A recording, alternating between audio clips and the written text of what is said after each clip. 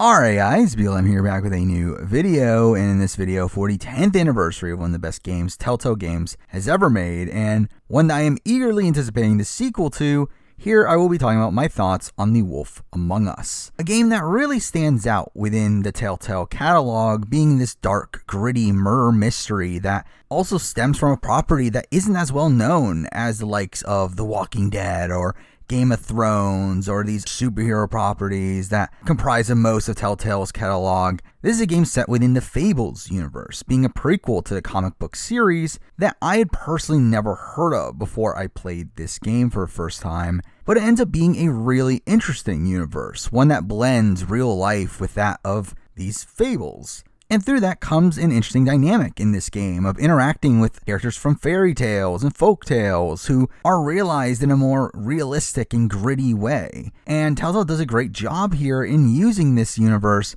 to tell a compelling murder mystery story with interesting characters, namely its protagonist in Bigby Wolf, the big bad wolf, known from stories like Red Riding Hood, now recontextualized as the sheriff of Fabletown, which adds an interesting dynamic to your typical murder mystery here. Now, from a gameplay perspective, this game obviously just plays like what you would expect it to be. It is a Telltale game, taking the formula that was created with The Walking Dead and translated over with pretty minimal additions. So because of that, this video will be mostly focusing around its narrative. And with that, let's start running through the game from beginning to end, starting off with episode 1, Faith, where we start with Bigby in a cab, heading towards an apartment complex, instantly giving off this neo-noir vibe that this game exudes. But once we get there, we meet Toad, this cynical figure that ends up being a minor foil for Bigby moving forward. But this initial conversation with him instantly gives you these two different routes that you can take with Bigby's character. Either being someone sympathetic to those that he patrols, essentially being a good cop, or being really strict with the people of Fabletown and being a bad cop, which many of the decisions across this game makes you pick one of these two routes.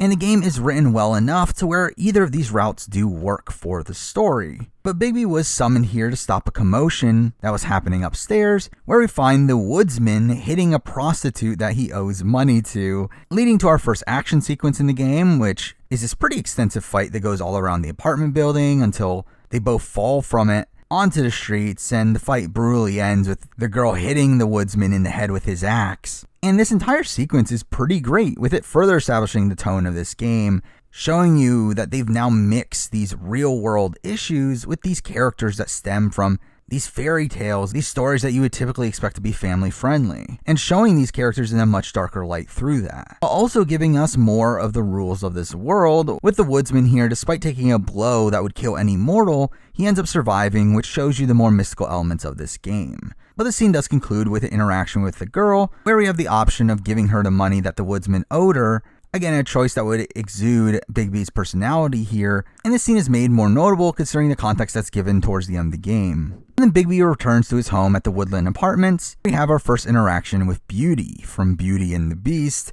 who is leaving the complex secretly, where she will ask him to not tell Beast about her whereabouts, leading to us immediately afterwards interacting with Beast, where again we have the choice of telling him or not, which can determine our relationship with Beauty moving forward. But then in Bigby's apartment, we do interact with Colin, one of the three little pigs, who is crashing at our apartment, which adds to the ridiculousness of this entire concept. But after Bigby tries to take a nap, we end up being awakened by Snow White, his superior, arriving at his apartment informing him that a situation has arisen, leading to the reveal that the girl involved in the woodsman situation has been found dead, with her head having been left in the front of the complex, being the first murder in Fabletown in a while, starting this murder mystery that this plot revolves around. And this leads up to our first investigation section, where we do find out that someone had left the head there, either as a warning or what we would later learn to be a call to action. But really, this entire scene is a great introduction to Bigby and Snow White's relationship, with Snow becoming a pretty close confidant to Bigby throughout this game, and coming off as a strong-willed character in her own right, with her possibly being one of my favorite non-protagonist characters in any Telltale game.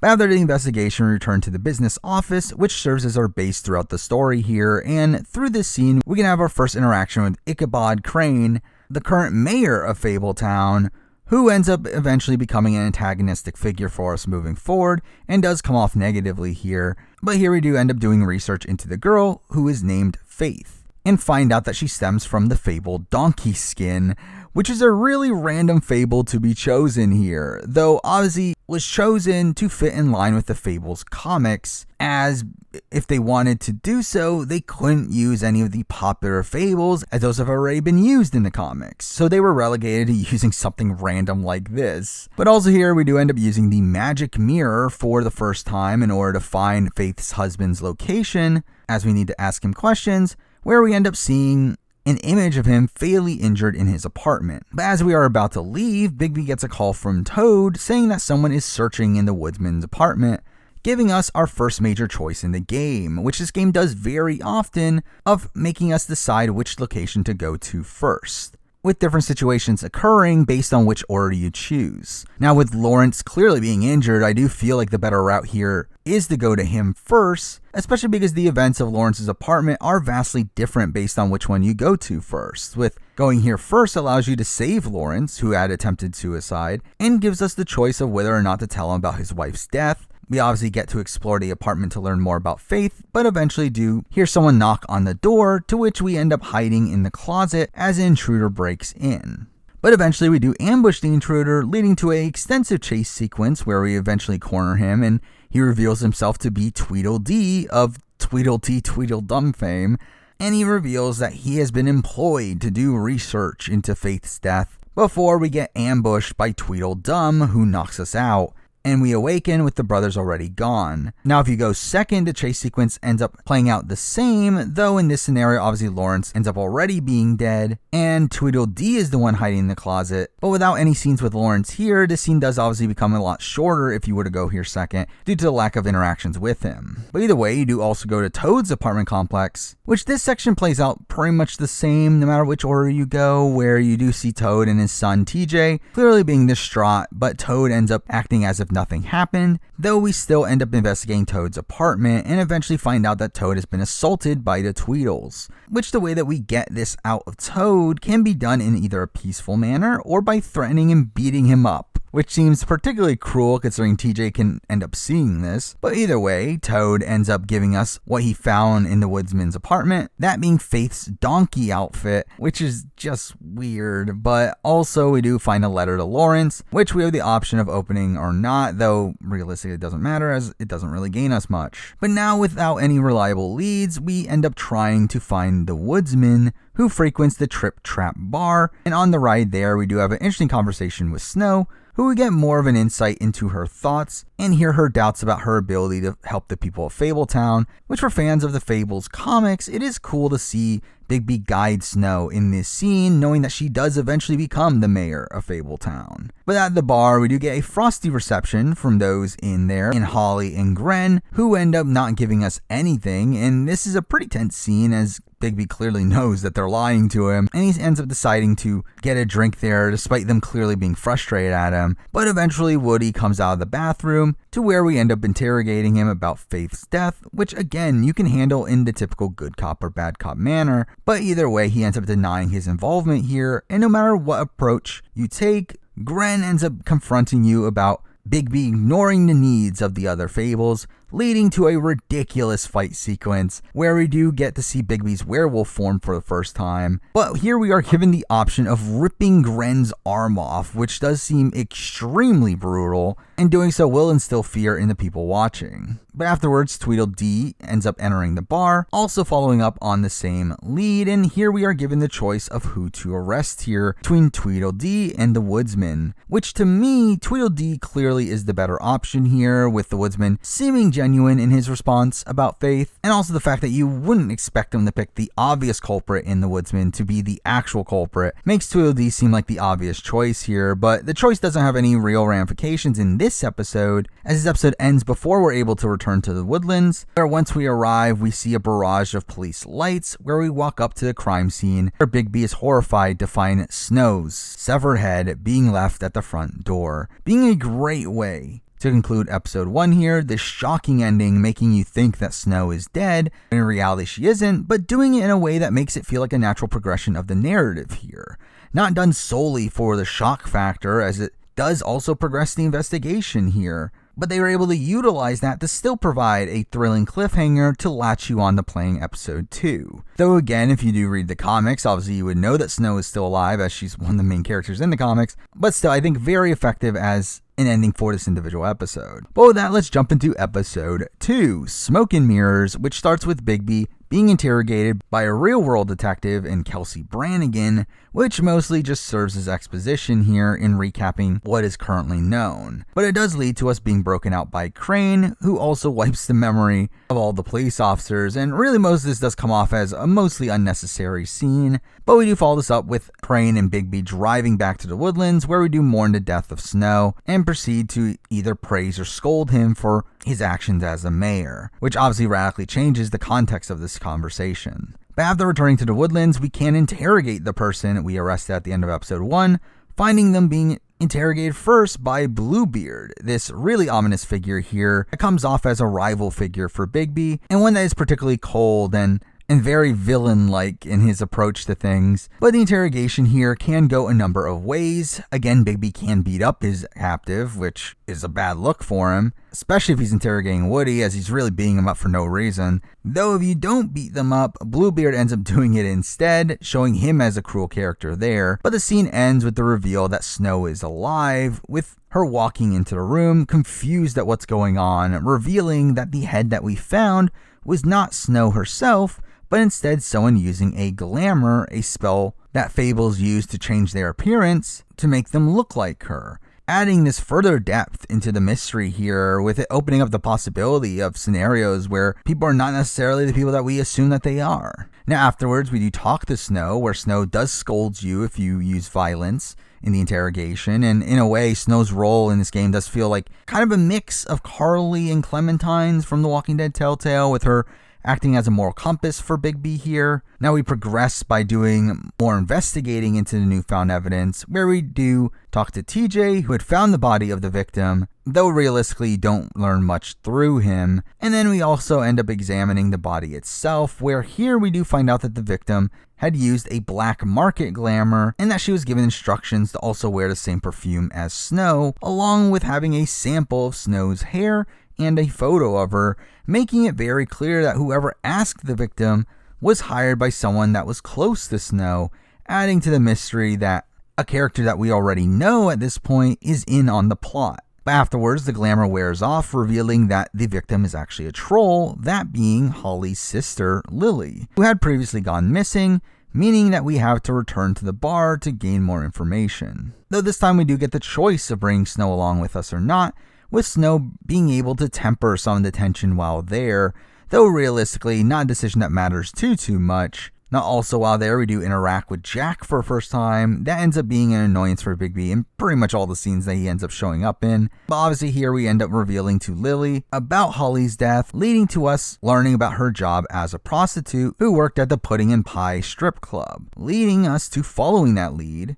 And when there, we do meet a couple new important characters. First, we interact with Vivian, a mostly unassuming character off the bat, but one that does introduce us to Georgie, the club's owner, who instantly comes off as a sketchy guy here, one that's clearly involved in all of this, though he obviously doesn't talk here, leading to us being given the option to once again use physical violence in destroying items around his club or trying to reason with him. Either way, we do eventually get Georgie's hidden logbook listing out the names of all the workers' clients and what rooms they end up staying in, giving us Lily's last job and also finding out that Mr. Smith was the one that hired her. But before moving on, we do also interact with another important character to be introduced here, and that is Narissa, who had been seen at the opening of this scene stripping for Georgie in what is a really strange scene for a Telltale game, in which it has nudity in it, which again is not what you would expect. But here we do end up talking to her after investigating the dressing room,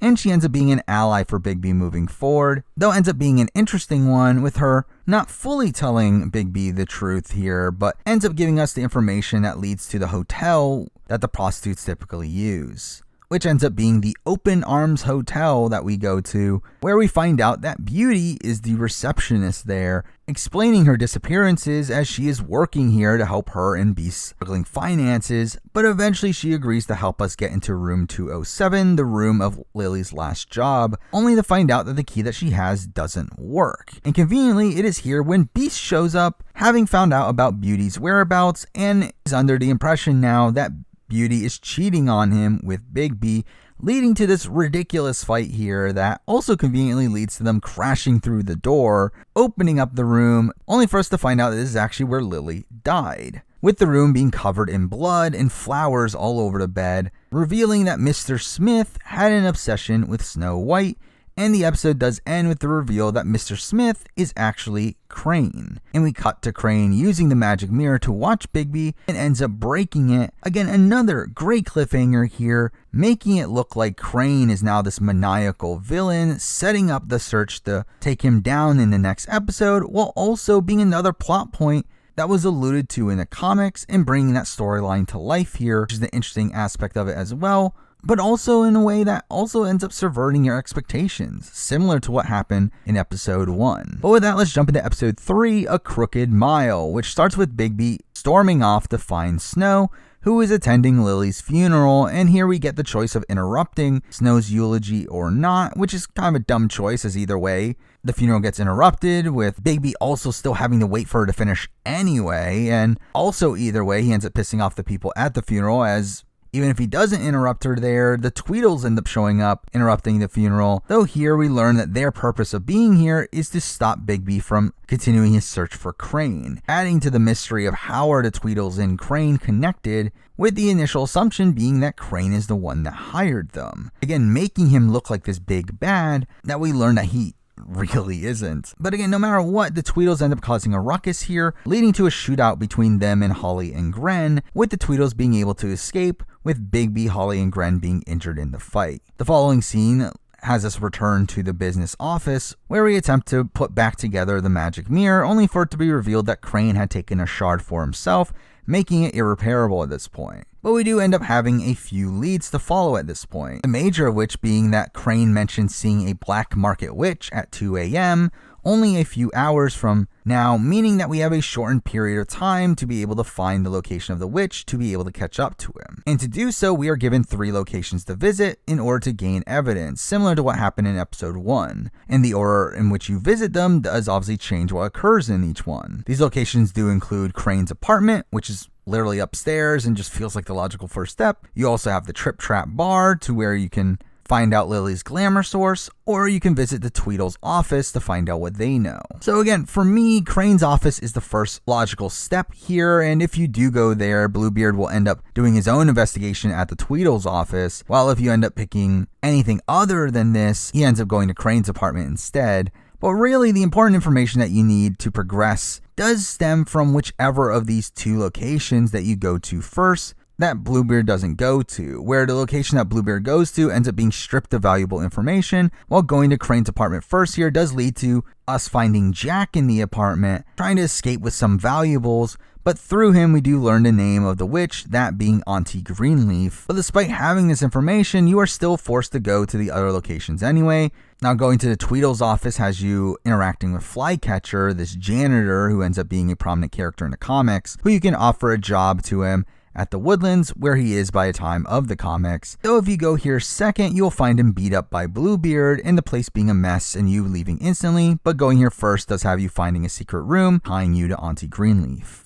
But either way, you do have to go to the Trip Trap, which ends up being the same no matter what order you go to it in, where you talk to Gren and Woody after the events of the funeral, and end up finding a sleeping Holly and end up rummaging through Lily's belongings, whereas here that you find an address book connecting the initials AG to find Auntie Greenleaf's apartment, where we head there to find a little girl who we assume to be Greenleaf's daughter, and despite her clearly wanting us to leave, we end up barging our way in despite her apprehension, allowing us to investigate her apartment, with the girl clearly being annoyed the entire time. But eventually we do find a glamour tube that after opening it, it is revealed that the girl was actually a glamored Auntie Greenleaf, and as with most characters in this game, she is initially uncooperative to begin with until we threaten her with the burning of her glamour tree, to where she reveals that Crane is heading for the pudding and pie. But here we are given the choice of whether or not to still burn the tree, which surprising to me, Snow does order you to do so, which does play into her newfound role of mayor and her taking that role seriously, and her obviously wanting to obey the law, which obviously having a glamour tree breaks. But I did feel like this went against Snow's understanding and sympathetic personality that we had seen displayed earlier, which was an aspect of her character that I did like, though realistically this is a decision that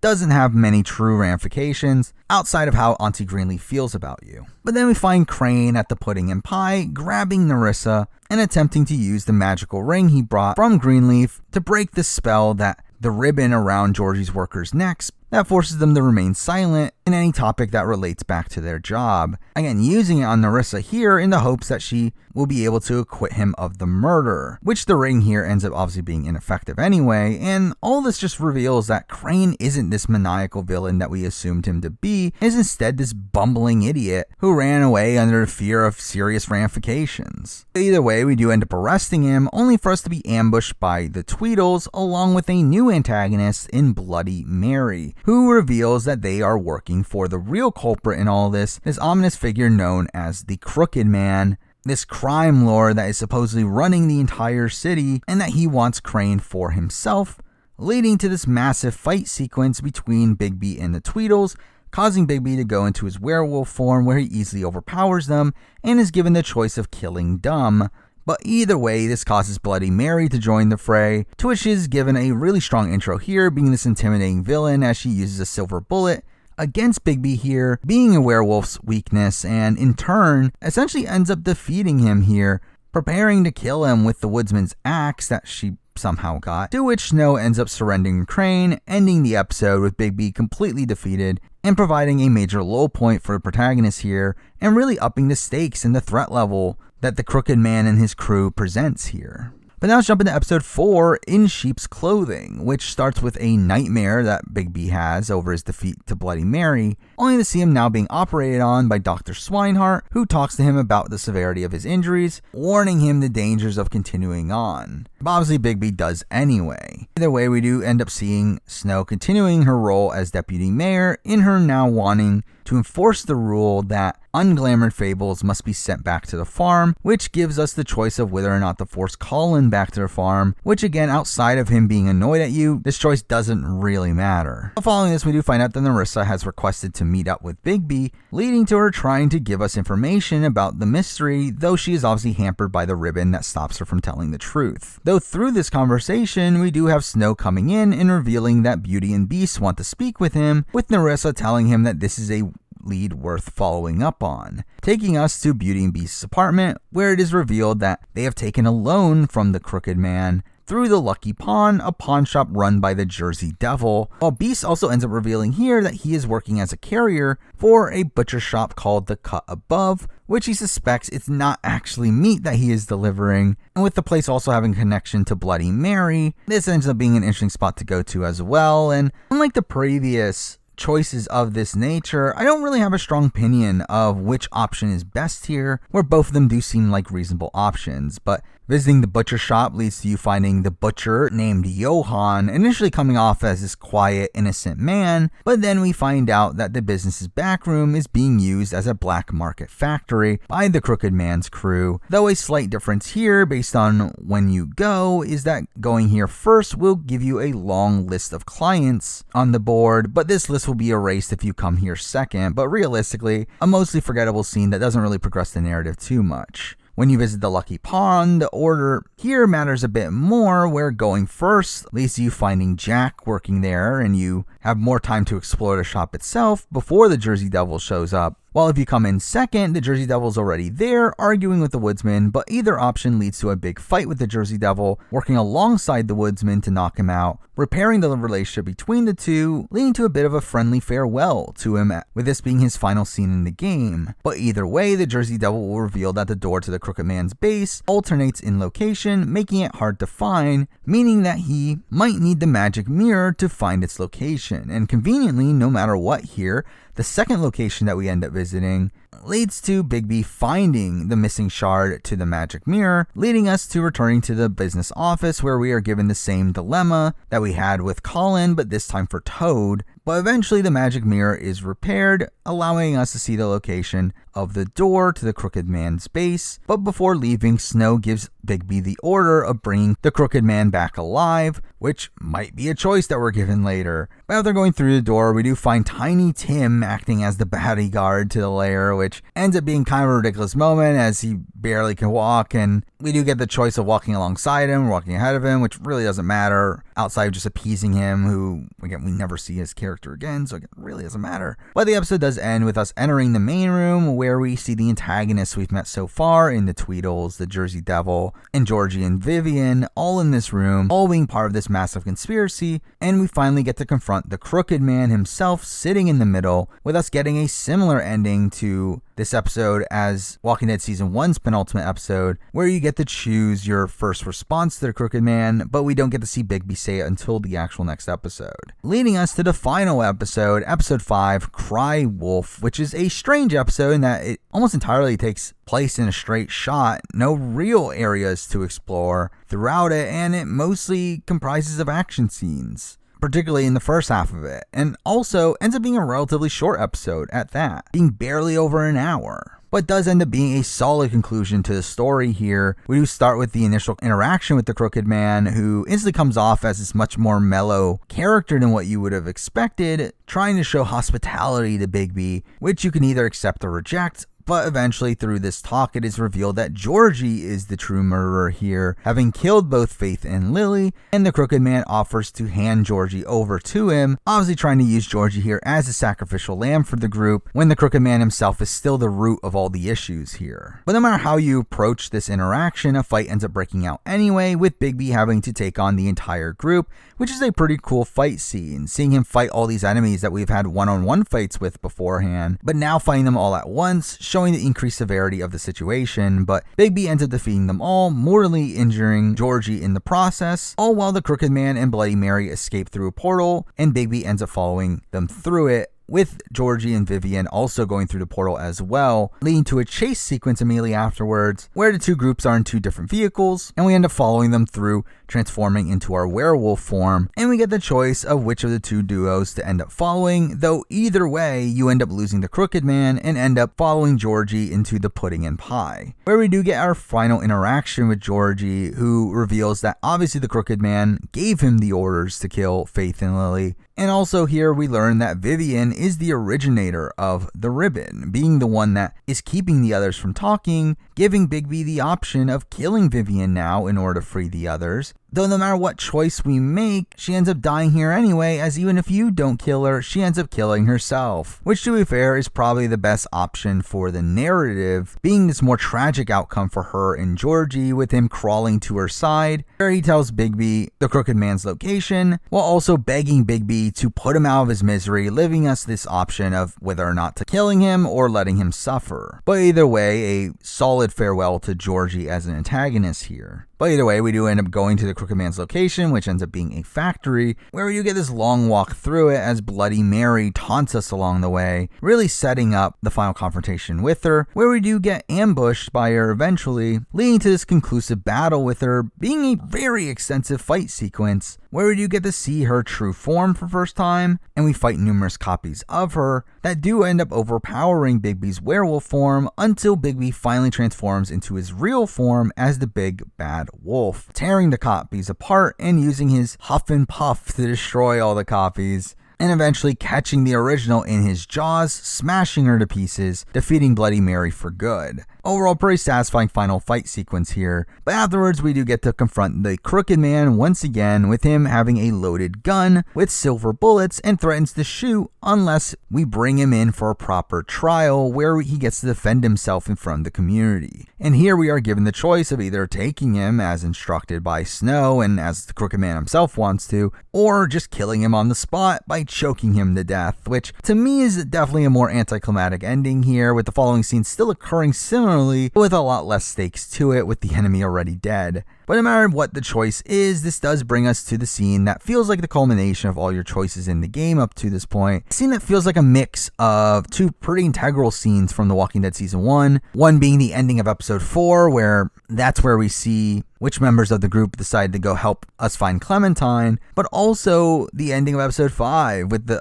interaction with the stranger, where he condemns us for all the choices we've made. This is kind of a scene that mixes elements of both of those, where we do face the ramifications of our actions through going to the witching well in front of the entire community, which includes almost every character that we've interacted with throughout the game, and here we end up having a trial for the Crooked Man. Now, if he is alive, obviously he takes the stand, claiming he had nothing to do with the murders, and instead tries to flip the situation on Bigby and Snow, with him talking about all the good he has brought to the community, claiming to have helped them more than the actual government has, calling out Bigby and Snow for their actions during the investigations, during which the other characters will end up supporting this if we did end up wronging them along the way. And while Bigby and Snow are able to turn it back around on the Crooked Man, he then calls out their hypocrisy for Snow having Bigby kill his henchmen during the investigation as being just as bad as the Crooked Man's supposed killing of Faith and Lily. And while these arguments don't hold much weight, I did like this scene conceptually in the same way that, again, I love that stranger scene in The Walking Dead,